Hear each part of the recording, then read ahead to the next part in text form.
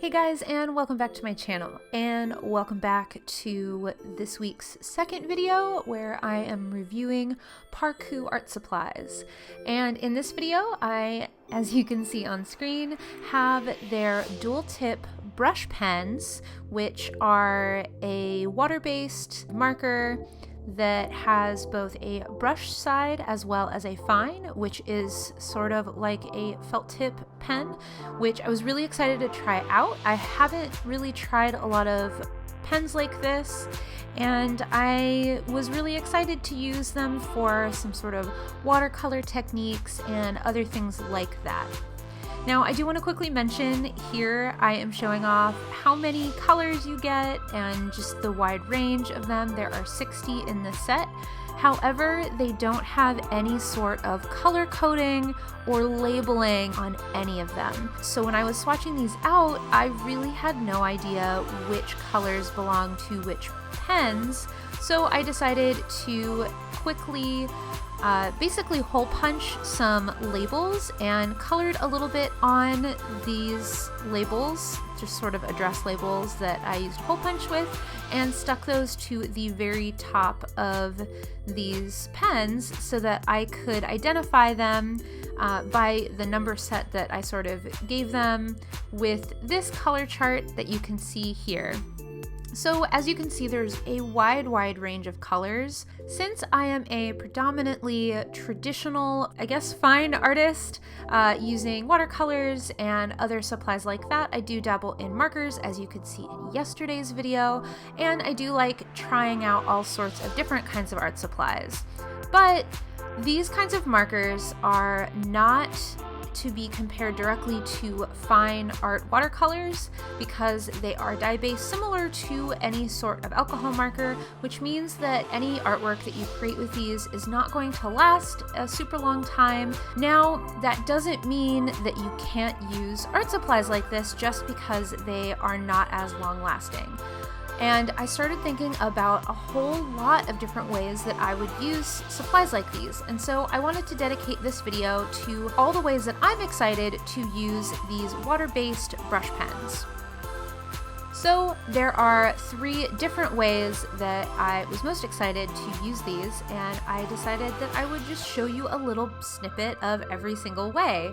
This first one being just adding a little bit of color quickly to a sketch in a sketchbook. I figure if I have a sketch and I just want to do a really quick color study, I can add a little bit of color.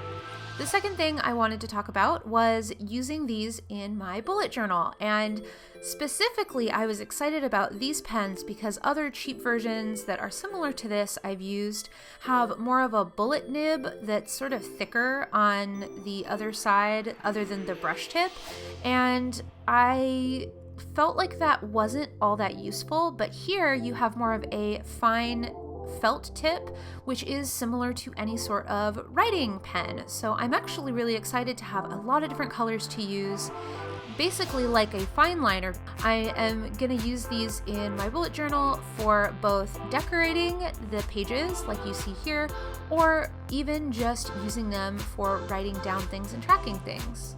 Even though the brush tip on these markers aren't super flexible and wouldn't be ideal for doing calligraphy and things like that, they do have a really nice long tip that you can use to highlight, just like I did here.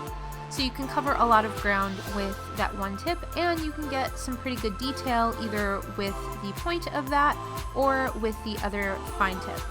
And lastly, I obviously wanted to show creating artwork with these. I am using Arteza watercolor paper and one of their water brushes, which I'll have links to all the supplies down in the description box if you're interested in any of those, as well as these markers. And I wanted to just do a quick few studies of these succulents, and I was blown away by how bright these colors are. Using my more expensive watercolors, I can only get so bright with some of those pigments without them losing their light fastness and just not being as permanent. And so for watercolors, when I want to have a piece that I want to sell the original and have that be long lasting, I am a little bit limited with how bright those colors can be, and I do love a bright palette. But since these are water-based and dye-based markers, I figured I would just kind of see how bright I could get these colors, and I am so excited about how bright these ended up turning out. And my intention for using these is not to sell these originals, but to practice. And anything I like, I'm actually scanning in, and you can use these kind of pieces in a lot of different ways. The great thing about using these markers and scanning in elements like I'm creating here is you can also use these as clip art and all sorts of different options that you can sell as a product or use yourself for branding and things like that. I was really happy with how these 3 succulents turned out, and I'm really excited for all the different options I have with these markers. You can scan them in fairly quickly after you've created them, making sure that they haven't been out in the sun, and you can make prints, and you can make all sorts of other merchandise.